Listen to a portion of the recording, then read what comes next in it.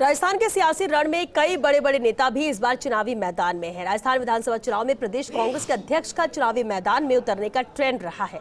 इस बार भी प्रदेश के अध्यक्ष गोविंद सिंह डोटासरा चुनाव मैदान में है। देखिए खास रिपोर्ट। राजस्थान की राजनीति में मुख्य मुकाबला अरसे से बीजेपी और कांग्रेस में होता आया है। इस बार के चुनाव में भी कांग्रेस और बीजेपी में ही मुख्य मुकाबला है। कांग्रेस पार्टी के चुनावी सफर की बात करें तो यहाँ राजस्थान कांग्रेस अध्यक्ष के चुनाव लड़ने का ट्रेंड रहा है। कांग्रेस प्रदेश अध्यक्ष ऐसे तो चुनाव में सेनापति की भूमिका में होते हैं, लेकिन अधिकतर चुनाव में सेनापति खुद युद्ध के मैदान में उतरते हैं। 2008 के चुनाव से कांग्रेस में सिलसिला लगातार चल रहा है। चुनाव के रणनीतिकारों के मुताबिक पार्टी अध्यक्ष के चुनावी मैदान में उतरने के फायदे और नुकसान दोनों हैं। पार्टी प्रमुख के चुनाव लड़ने से जहां पार्टी के कार्यकर्ताओं में जोश का संचार होता है, तो पार्टी प्रमुख चुनाव लड़ते समय संगठन पर फोकस नहीं कर पाते। ये नुकसान भी होता है। पार्टी अध्यक्ष रहते अगर चुनाव में हार हो जाए तो पूरी पार्टी की किरकिरी भी होती है। ऐसा इसलिए क्योंकि दो कांग्रेस के अध्यक्ष ऐसे ही रहे हैं जिन्हें विधानसभा के चुनाव में हार का सामना करना पड़ा।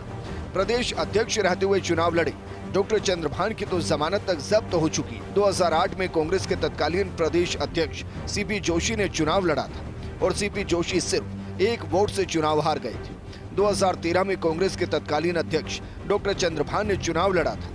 डॉक्टर चंद्रभान संभवतः ऐसे पहले अध्यक्ष कांग्रेस के रहे होंगे जिनकी जमानत जब्त हुई। इसके बाद 2018 में तत्कालीन कांग्रेस अध्यक्ष सचिन पायलट ने टोंक से चुनाव लड़ा। इस चुनाव में सचिन पायलट ने बड़ी जीत दर्ज की। अब 2023 के चुनाव में मौजूदा अध्यक्ष गोविंद सिंह डोटासरा लक्ष्मणगढ़ से चुनाव लड़ रहे हैं। इस चुनाव में जीत दर्ज करना डोटासरा और कांग्रेस दोनों के लिए प्रतिष्ठा का सवाल है।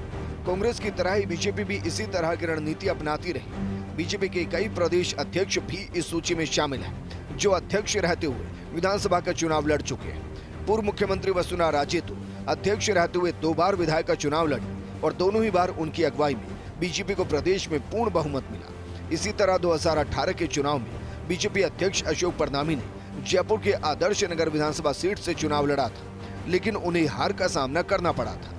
इनसे पहले स्वर्गीय हरिशंकर भाबड़ा भी बीजेपी अध्यक्ष रहते हुए विधायक का चुनाव लड़ चुके हैं। स्वर्गीय ललित किशोर चतुर्वेदी भी बीजेपी अध्यक्ष रहते हुए विधानसभा का चुनाव लड़ चुके थे। बीजेपी के कुछ और नेता इस सूची में शामिल हैं जो प्रदेश अध्यक्ष रहते हुए विधायक का चुनाव लड़ चुके हैं।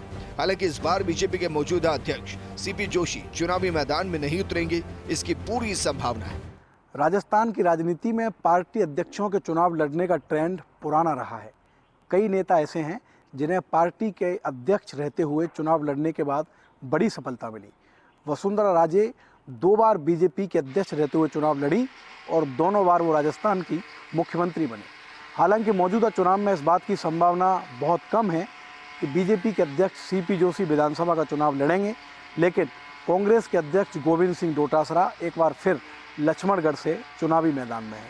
कैमरामैन गिरीश के साथ Shivendra Pratap Singh Parmar, first India news, Jaipur.